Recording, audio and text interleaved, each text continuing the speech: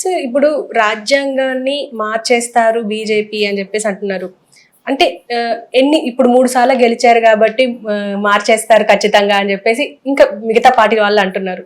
కానీ అసలు మార్చే అవకాశం ఉంటుందంటారా అంత పెద్ద రాజ్యాంగం? అసలు రాజ్యాంగంలో పెద్ద మార్పులు ఏం అక్కర్లేదు.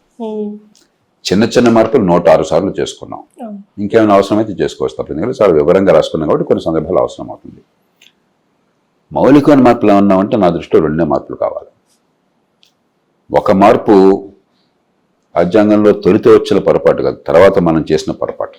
73, 74 సవరణల పేరుతో స్థానిక ప్రభుత్వాల కోసం పెద్ద చాంతాడంత పొడుగు రాశాం, చెత్తగా రాశాం. ఉద్దేశం మంచిదైనా కూడా అధికారాలు ఏమీ లేకుండా స్థానిక ప్రభుత్వాలు ఎన్నికలు మిగతా తతంగం అంతా బోర్డులంతా చాంతాపూర్ను వర్ణించేసి రాష్ట్రాలకు వెసులుబాటు లేకుండా తయారు చేశాం. నా దృష్టిలో నిరర్ధకమైనది. దాన్ని తీసేసి బలమైన స్థానిక ప్రభుత్వాలు ఎలాంటి నిర్మాణం కావాలో రాష్ట్రాలకు వెసులుబాటు ఉండేట్టుగా ఏర్పాటు చేయడం అవసరం.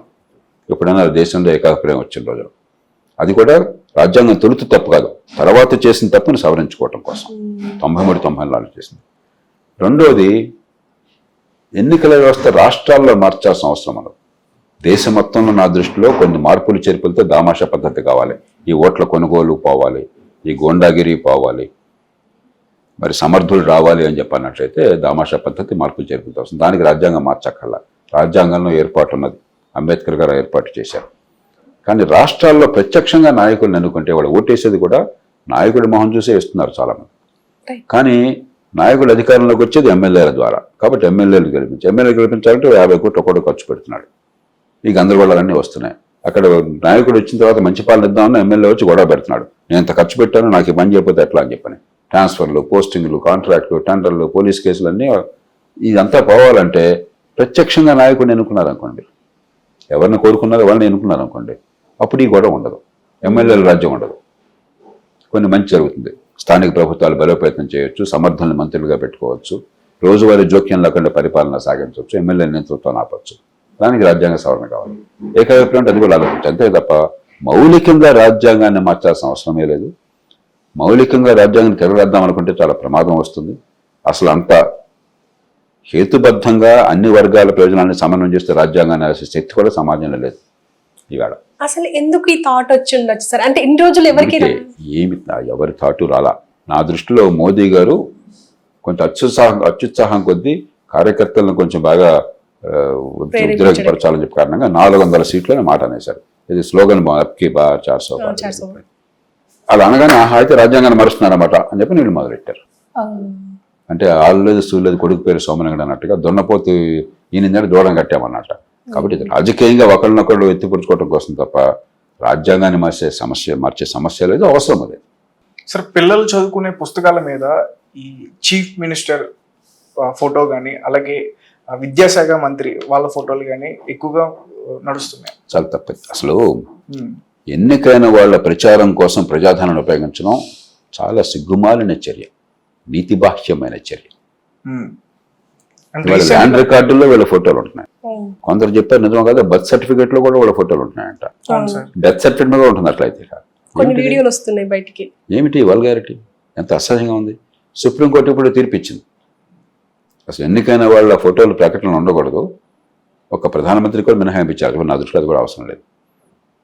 ఎందుకు ఉండాలా? ప్రజలకు ఏమన్నా పనికొచ్చే సమాచారం అందించాలంటే ప్రకటనలు వచ్చి తప్పితే నీ మొహం ప్రజల ముందు కల్పించడం కోసం చావగొట్టడం, ప్రజల ధనం చేసుకోవడం ఏంటి, నువ్వు గుర్తు తీర్చుకోవడం కోసం చెప్పని ముందు ఆ కల్చర్ పోవాలి.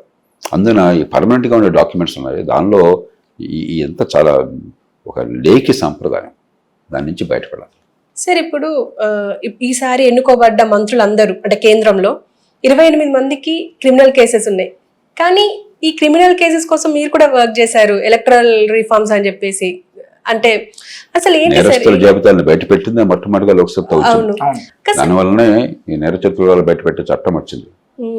అసలు ఎలా సార్, అంటే ఇలాంటి క్రిమినల్ కేసెస్ ఉన్నా కూడా ఎందుకు పార్టీలోకి తీసుకొని మళ్ళీ ప్రజల్ని అంటే మనల్ని పాలించే అవసరం ఏమొచ్చింది? అంటే ఇప్పుడు కేసులు వివరంగా చూస్తే తప్ప మనం చెప్పలేం.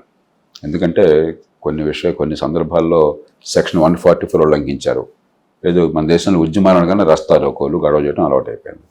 అలాంటి కేసులు కావచ్చు. కాబట్టి నేను కేసు వరకు చెప్తాను, కేసుల వరకు చూస్తే పని చెప్పలేను. కానీ స్థూలంగా నేరస్తులు రాజకీయాల్లోకి వస్తున్నమాట వాస్తవం. ఎగ్జాక్ట్లీ నేను అదే అంటున్నా. దాని పోవాలి అని చెప్పంటే మనం కొంచెం లోతుకి వెళ్ళాలి.